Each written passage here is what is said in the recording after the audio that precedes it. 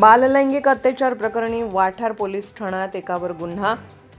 वाठार station police ठाणा अंतर्गत येणाऱ्या एका गावातील अल्पवयीन मुलीच्या लैंगिक शोषण प्रकरणी करंजखोप तालुका कोरेगाव येथील एका विरुद्ध गुन्हा दाखल करण्यात आला आहे। अमित रमेश लांडगे वय 23 राहणार करंजखोप तालुका कोरेगाव असे अटक केलेल्या आरोपीचे नाव आहे।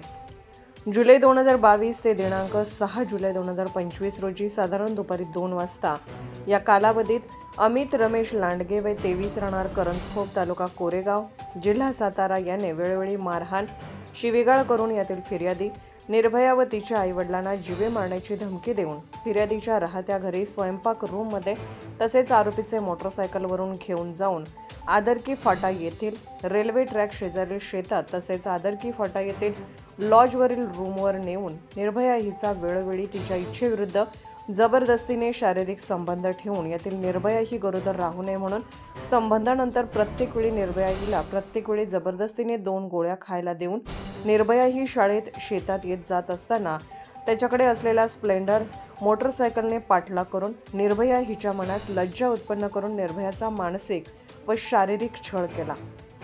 दरम्यान याबाबत अधिक तपास उपविभागीय पोलीस अधिकारी सोनाली कदम यांच्या मार्गदर्शनाखाली वाठार स्टेशन पोलीस करत आहे। Subscribe now and press the bell icon. Never miss an update.